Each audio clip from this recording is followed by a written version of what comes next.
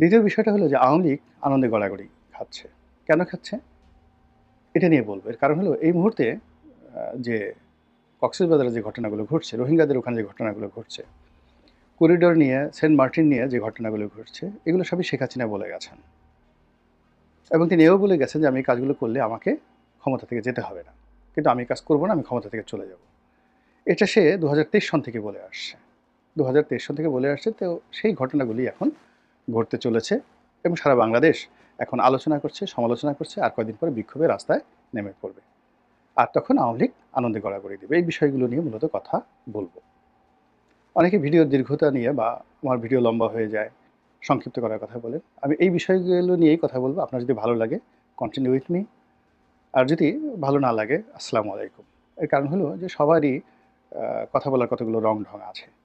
আমি যে কথাগুলো বলি এখানে নিজের ব্যক্তিগত অভিজ্ঞতা বলি, গল্প বলি, ইতিহাস বলি, সাহিত্য বলি, এটাকে একটা নাটকের মতো করে, গীতিনাট্যের মতো করে আপনাদের জন্য উপস্থাপন করার চেষ্টা করি যেন আপনাদের মধ্যে যাদের জানতে ইচ্ছা করে, শুনতে ইচ্ছা করে, তারা যেন এখান থেকে তথ্য পান, উপাত্ত পান এবং চিন্তার খোরাক পান। তো এজন্য আসলে যদি পত্রিকার খবর বলতে যাই বা সাধারণ কোনো ঘটনা বলতে যাই, আসলে ২ মিনিটের বেশি বা ১ মিনিটের বেশি লাগে না। ওই তো আমি তো ১ম এই বললাম যে আমি শিরোনামের এই বিষয়গুলো নিয়ে বলতে চাই। এখন এটার পক্ষে বিপক্ষে বলতে গেলে একটু সময় লাগবে এবং সেই সময়টা নিয়েই আমি কথা বলছি। ১ম এ বলি শেখ হাসিনার আনন্দে গড়াগড়ি। তো এই ব্যাপারে রুহুল কবির রিজভী সাহেব মূলত একটা বক্তব্য দিয়েছেন, শর্ট ক্লিপ। উনি আরও অনেক কথা বলেছেন। তার মধ্যে সংক্ষেপে যে কথা বলার চেষ্টা করেছেন, সেখানে তিনি বর্তমান ছাত্র এবং সমন্বয়ক তাদেরকে সমালোচনা করেছেন। যে এদের বিরুদ্ধে যে দুর্নীতির অভিযোগ এসেছে, এরা যেভাবে সচিবালয়ে যাচ্ছে, যেভাবে ডিসি নিয়োগ থেকে শুরু করে বদলি, বাণিজ্য, তদবির, টেন্ডার বাণিজ্য থেকে শুরু করে নানা রকম ঘুষ, দুর্নীতি, অনিয়ম, দখলবাজি এবং আমাদের এই ব্যবসায়ীদের, দুর্নীতিবাজ ব্যবসায়ীদের হাতিয়ার রূপে তারা ইতিমধ্যে যে সকল অপকর্ম করেছে এবং যে সকল ছবি আসছে এবং তারা যেভাবে ধড়িবাজ ব্যবসায়ীদের খপ্পরে পড়ে গেছেন, এই বিষয়গুলো নিয়ে রুহুল কবির রিজভী সাহেব সমালোচনা করছিলেন। যে এরকম যদি হয় তাহলে বিপ্লব হলো কেন? আর এই যে ছাত্ররা যে কাজকর্মগুলো করছে এর সাথে পাল্লা দিয়ে তো অন্যরাও করবে। এর কারণ হলো মন্দ কাজ এটা জ্যামিতিক হারে বাড়তে থাকে। আপনি যদি নামাজ কালাম পড়েন, ওটা দেখে যত মানুষ উদ্বুদ্ধ হবে। কিন্তু সেটা না করে যদি আপনি ধ্যাতাং, ধ্যাতাং করে নাচতে থাকেন, ঢোল বাজাতে থাকেন, তারপরে আপনি একটু বাবরি চুল দুলিয়ে, দুলিয়ে গান গাইতে থাকেন, একেবারে মানুষজন ওখানে দাঁড়িয়ে যাবে। শত, শত মানুষ দাঁড়িয়ে যাবে। এমনকি পাগল রাস্তায় যে বদ্ধ উন্মাদ, সেও পাগলামি বন্ধ করে আপনার লম্পঝম্প গান যা কিছু আছে সব কিছু দেখবেন। এই গেল এক। আর যদি আরও কিছু দুধর্ষ কিছু কাজ করেন, যেমন আপনি সাপ খেলা দেখাতে চান। এখন ঢাকাতে অনেক আধুনিক। আপনি গুলিস্তান মোড়ে একটা গোকড়া সাপ ছেড়ে দেন। ৪-৫ টা গোকড়া সাপ ছেড়ে দেন, তারপরে বিন বাজাতে থাকেন। দেখবেন সমস্ত যাকে বলে গাড়ি ঘোড়া বন্ধ হয়ে গেছে, কেউ আপনাকে উঠাতে পারবে না। হাজার, হাজার মানুষ সাপের নাচ দেখবে সেখানে। তো এইভাবে আসলে মানুষ সবসময়ই উত্তেজনাকর কাজ, দুধর্ষ কাজ, মন্দ কাজ এগুলো বেশি পছন্দ করে এবং এগুলো তারা ঘৃণা করে ততক্ষণ পর্যন্ত যখন নিজের ঘাড়ে আসে। তো সেই দিক থেকে এই যে চাঁদাবাজি যারা শুরু করেছে এই সময়টাতে, কারা শুরু করেছে? তাদেরকে দেখে, দেখে আরও অনেকে শুরু করেছে। আর এখন বিএনপির জন্য রীতিমতো বিস্ফোরক হয়ে গেছে। তো তিনি হয়তো তার নিজের দলের লোকদেরকে এভাবে বলতে পারেননি বা বলেননি। তিনি তার ক্ষোভটা ঝেড়েছেন সমন্বয়কদের উপর, যারা ছাত্র জনতা নামে এখন মন্দ কাজের ভাগীদার হয়ে পড়েছে। তো তিনি সে কথা বলতে গিয়ে বলেছেন যে শেখ হাসিনা এই ঘটনাগুলো যখন শুনছেন তিনি তো আনন্দে লাফাচ্ছেন, ডিগবাজি দিচ্ছেন, তিড়িং বিড়িং করে লাফাচ্ছেন। এর কারণ হলো যে এই কাজগুলো তো ছাত্রলীগ করেনি। ছাত্রলীগ ক্যাম্পাসে মাস্তানি করেছে, নীলক্ষেতে চাঁদাবাজি করেছে, তারপরে অন্য, অন্য এলাকাতে চাঁদাবাজি করেছে, ফুটপাথে চাঁদাবাজি করেছে। কিন্তু সচিবালয়ে ছাত্রলীগ ঢুকে মাস্তানি করেছে, এই ঘটনা তো আমরা শুনিনি কখনো। ছাত্রলীগের প্রেসিডেন্ট, সেক্রেটারি, বাংলাদেশের যেখানে সবচেয়ে বড় সংগঠন, ২০ লাখ থেকে ৩০ লাখ ছাত্রের একটা সংগঠন। সেখানে ছাত্রলীগের সভাপতি মানে বিশাল ব্যাপার। তো তাকে তো তখন কোনো গ্রুপ অফ কোম্পানি সেটা গাড়ি দেয়নি উপহার। কিংবা সাদ্দামের বিকাশে কেউ তো বা রব্বানির বিকাশে কেউ ৫০,০০০ টাকা দিয়েছে, এরকম ঘটনা তো আমরা শুনিনি কখনো। তারা চাঁদাবাজি করেছে, সবকিছু করেছে, টেন্ডারবাজি করেছে। এটা অস্বীকার করার উপায় নেই। কিন্তু এখন যে কাজগুলো হচ্ছে এটা তো খুবই ম্যাটিকুলাস, একেবারে সিস্টেমেটিক ওয়েতে। একটা ছাত্র সে গিয়ে একজন ডিসি লেভেলের কর্মকর্তাকে তদবির করছেন বদলি করার জন্য এবং এটা হচ্ছে। আরেকজন ডিসি তাকে টাকা দিচ্ছেন যে তুমি এটা করাই দাও। এরপর ব্ল্যাঙ্ক চেক হচ্ছে, সেখানে কত কোটি টাকার একটা চেকের কথা উঠলো, এবং এর সাথে একেবারে সচিব পর্যায়ের কর্মকর্তাদের দুর্নীতির সংযোগ আছে। এটা তো শেখ হাসিনার জামানাতে হয়নি। এটাই রুহুল কবির রিজভী সাহেব বলার চেষ্টা করেছেন। এবং এখন আমি তার সঙ্গে যদি আরও কিছু যোগ করি, যে শেখ হাসিনার খুশির অনেকগুলো কারণ আছে। অনেকগুলো কারণ আছে যে তিনি যে কাজগুলো করেছেন এই সময়টাতে, যেমন দেখেন আদানির সাথে বিদ্যুৎ চুক্তি হয়েছে, আমরা সবাই গালাগাল করেছি। এখন এই সরকার বলতে বাধ্য হচ্ছে যে না, ওটা সঠিক আছে। আমরা রিজার্ভ পুরো খেয়ে ফেলেছে, শেখ হাসিনা রিজার্ভ দিয়ে দেশ চলবে না, খুব খারাপ। এখন এই সরকারের লোকজন বলছে যে ইকোনমি যত খারাপ মনে করা হচ্ছিল তত খারাপ না, ইকোনমি ভালো আছে, রিজার্ভ ভালো আছে, সব কিছুই ঠিকঠাক আছে, ঠিকঠাক রেখে গেছে। তাহলে বলেন তো শেখ হাসিনা একটু যদি রবীন্দ্রসঙ্গীত গায়, আমারও পরানো যাহা চায়, আপনি তাকে বকা দিতে পারবেন বলেন? সে যে তু সিজ বড়ি হায় মাস্ত মাস্ত, এই যে কথাগুলো সে গানগুলো গাচ্ছে, মনের আনন্দে কেন গান গাচ্ছে? বিকজ এই সময়টিতে এসে এখনও পর্যন্ত পদ্মা সেতুতে যে দুর্নীতি হয়েছে, মেট্রো রেলের দুর্নীতি হয়েছে, আপনি পদ্মা সেতুতে যাচ্ছেন, মেট্রো রেলে দুর্নীতি হচ্ছে, তারপরে রূপপুর পারমাণবিক কেন্দ্র থেকে মানে 1,10,000 কোটি টাকার প্রকল্প থেকে শেখ হাসিনা তার পরিবার 70,000 কোটি টাকা চুরি করে নিয়ে গেছে। এই কথা তো আমরা বলেছি, কিন্তু কই? এগুলো প্রমাণ লাগবে না? এগুলো বিশ্বাস করতে হবে না? কিন্তু এগুলো তো আমরা এখন প্রমাণ দিতে পারছি না। বরং উল্টো পদ্মা সেতু দিয়ে যাচ্ছি, মেট্রো রেল চলছে, এক্সপ্রেসওয়েতে যখন প্রতিদিন লাখ লাখ মানুষ যাচ্ছে, গাড়ি যাচ্ছে।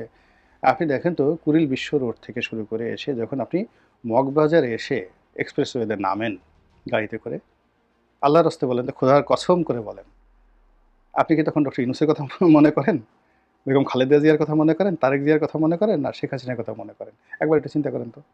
আপনি যখন মেট্রো রেলে বসেন, মেট্রো রেলে বসে কি আপনি হিলারি ক্লিন্টনের কথা চিন্তা করেন, বারাক ওবামার কথা চিন্তা করেন, বা ডক্টর ইউনূসের যে স্বাস্থ্য উপদেষ্টা নূরজাহান বেগম, অথবা তার যে ব্যক্তিগত সচিব আছেন, আরেক সুন্দরী মহিলা আছেন, ভদ্রমহিলা, তো ওনার কথা কি আপনার মনে হয়, বা ওনার প্রেস সচিবের কথা মনে হয়, নাকি শেখ হাসিনার কথা মনে হয়? আপনি একটু চিন্তা করেন অবস্থা।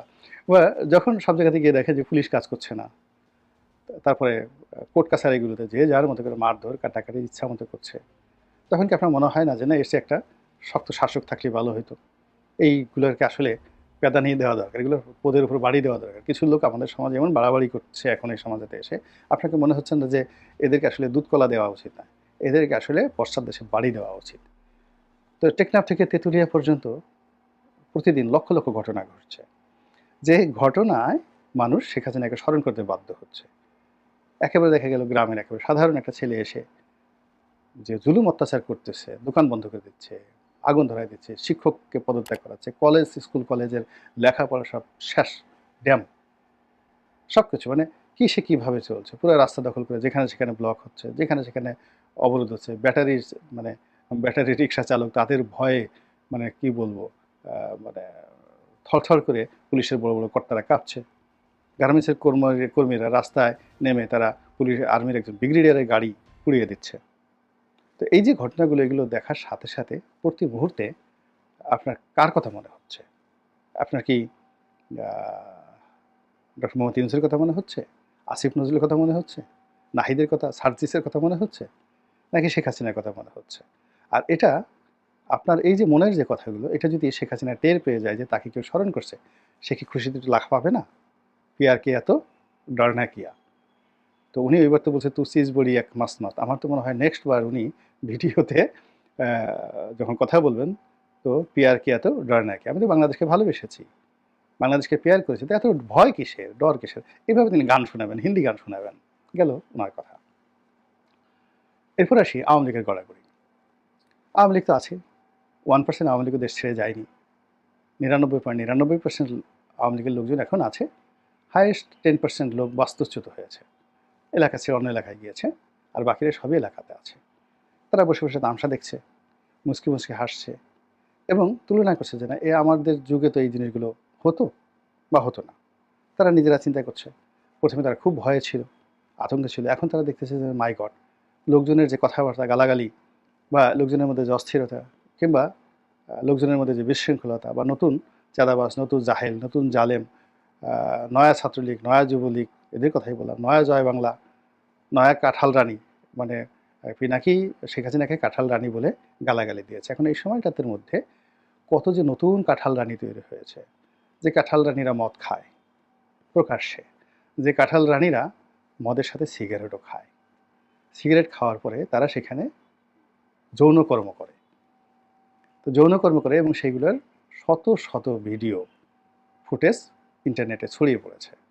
এখন যখন এই সকল অল্প বয়সী কাঁঠাল রানীদেরকে দেখার পরে তখন ওই যে পিনাকি যে তাকে কাঁঠাল রানী বলেছেন, শেখ হাসিনাকে কাঁঠাল রানী বলেছেন, এখন সে শেখ হাসিনার সে কাঁঠাল রানী আর এই যে নতুন বিপ্লবের পরে যে শত শত কাঁঠাল রানীর অভ্যুদয় হয়েছে, যারা একসময় স্ট্রিট বেগার ছিল, ভিক্ষুক ছিল, তারা এখন পৃথিবীর সবচেয়ে দামি মদের বোতল নিয়ে একটা পুরো বোতল ডকডক করে গিলে খাচ্ছে। 5 স্টার হোটেলে গিয়ে সেই টাইট প্যান্ট পরে 2 পা ফাঁক করে দিচ্ছে। অনেকের উদ্ভট উলঙ্গ ছবি এবং অনেকের সেই যৌন সঙ্গমের ছবি পর্যন্ত কার সাথে করছে সেগুলো পর্যন্ত চলে আসছে।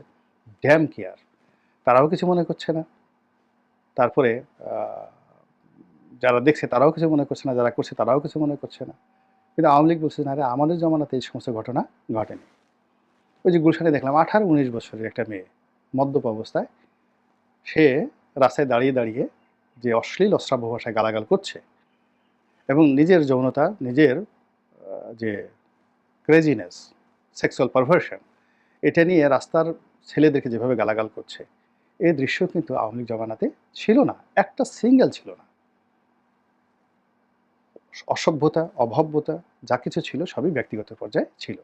তো এগুলো দেখে তো আওয়ামী লীগের লোকজন তারা আনন্দ করবে, সঙ্গত কারণ আনন্দ করবে যে একটা অসাধারণ সময় আমরা পার করছি। এরপরে শেখ হাসিনার যে বক্তব্যটি যে আমি এই মরে গেলেও আমি বঙ্গবন্ধুর কন্যা দেশ বিক্রি করব না, তো দেশ বিক্রি করবো না, আমি ভারতের সাথে যা কিছু করেছি বাংলাদেশের স্বার্থে করেছি। এখন এগুলো তো একটা একটা করে প্রকাশিত হচ্ছে। ভারতের সাথে যে চুক্তি, ট্রানজিট চুক্তি, ভারত আমাদের কাছ থেকে কয় টাকা ট্রানজিট পাইতো এখন বের করেন বলেন। কিন্তু ভারত ট্রানজিট বন্ধ করে দিয়েছে 2000 কোটি টাকা লস। তো আপনি যদি দেখাতে পারতেন যে ভারতে 2000 কোটি টাকা লস গেছে আর আমরা ভারতের ট্রানজিট বন্ধ করে দিয়েছি, আমরা ভারতে 4000 কোটি টাকা লস করতে পেরেছি, তাহলে আপনি শেখ হাসিনাকে দায়ী করতে পারতেন। তো এই জিনিসগুলো সামনে আসছে, প্রচণ্ডভাবে সামনে আসছে। এখন চীন দেশে আপনি চিকিৎসার জন্য হাসপাতাল নিয়োগ করে আসছেন, কিন্তু কয়জন লোক চীনে গেছে? আপনি পাকিস্তানের লোক পাঠাবেন, ইরানের লোক পাঠাবেন, সরাসরি প্লেন পাঠাবেন সেখান থেকে। এই যে ভাইবগুলো, গল্পগুলো, সেই গল্পগুলো এখন সব ভুয়া ভুয়া, চারিদিকে শুধু ভুয়া ভুয়া শব্দ উঠছে। এই যে ভুয়া শব্দগুলো উঠছে, এগুলো দেখে আওয়ামী লীগের লোকজন কি আনন্দ হচ্ছে আপনি চিন্তা করেন তো। ভীষণ রকম আনন্দ হচ্ছে যে এই মানুষগুলো দুদিন আগে সরকারের প্রশংসায় পঞ্চমুখ ছিল, যে মানুষগুলো এই ছাত্র জনতার জন্য যাকে বলা হয়, যাকে বলে তাদের হৃদয় মন সবকিছু খুলে দিত, এখন তারা তাদের অনেকের প্রতি এতটা রাগ যে পারলে 32টা দাঁত খুলে দেবে থাপড়াইয়া।